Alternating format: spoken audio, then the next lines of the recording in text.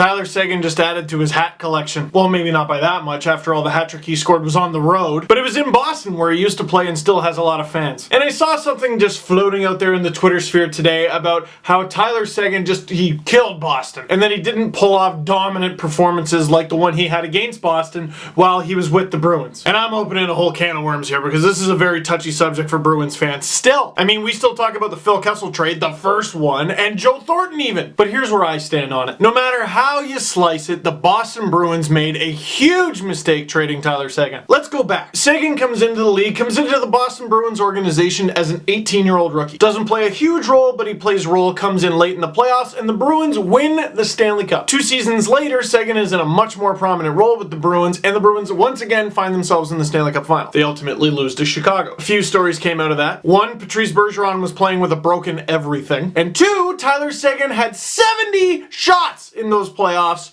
1 goal. Rumors start to surface about his attitude, his commitment. Oh, they had to put a security guard next to his door during the Leaf series. Remember all that ridiculousness? I mean, I don't know if that stuff's true, but it's ridiculous in that it was a circus. Bruins trade him to Dallas. Fast forward to today, Tyler Seguin is tied with Jamie Benn for the league lead in points, and if it weren't for an injury last season, he might have won the Art Ross then too. He belongs in the conversation with the NHL's top offensive stars, period, end of discussion. Alex Ovechkin, Sidney Crosby, Evgeny Malkin, John Tavares, Steven Stamkos, Jamie Benn. He belongs in there with all those guys. And the worst part was you could see it coming. 29 goals and 67 points as a sophomore with the Bruins, and he just might have cracked the 30-goal barrier in his 3rd season were it not for the lockout. He had 16 in 48 games though, and since he arrived in Dallas, it's been money, money, money. So if it was all that personal stuff, the maturity stuff that the Bruins got rid of Seguin for, whatever, I don't know enough about it. But I still remember it. One thing that was harped on was his playoff performance. 1 goal on 70 shots. And I have said from the day those playoffs finish, if Tyler Seguin plays the rest of his career with 2 broken wrists, he won't have 1 goal in 70 shots. His career shot percentage is about 11%. Oh, well, it was probably way worse with the Bruins. Nope. 10.4. Meaning for every 70 shots Tyler Seguin takes, he's probably going to score about 7 goals. Maybe 8, depending which way you round. And I just wonder if the heartbreak and exhaustion of losing the Stanley Cup final that year, especially the way it happened,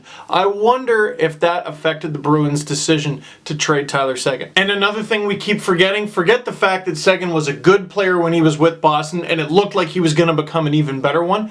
The money. Tyler Seguin is going to make $5.75 million against the salary cap for the next 4 seasons. Tyler Seguin hits free agency today. Today. What does he make? If your first offer isn't 8 point something per season, I hang up the phone and burn it so you can never call me again. He's the 3rd highest paid forward on the Stars. I know the Bruins have David Krejci. I know the Bruins have Patrice Bergeron, and I know that's one of the best 1-2 punches down the middle in the entire game. But in this game, in this business, players are assets. And in my humble opinion, trading Tyler Seguin was not smart asset management at all. And now here we are, hindsight 2020, Tyler Seguin becomes the first player from the 2010 draft class to reach 300 career points. It was a mistake to trade Tyler Seguin. Whenever you trade a player with that kind of talent at that age, it usually is a mistake. And perhaps the reason Seguin wasn't dominant in Boston is, well, with Boston, he began his first season at 18, his second season at 19, and his 3rd season at 20. Now he's at the beginning of his 3rd season with Dallas at the age of 23. And would you look at that? He's all grown up. We have the benefit of hindsight now, but what do you think? Could you justify trading Tyler Seguin back then? Because if you can, I'd love to hear it.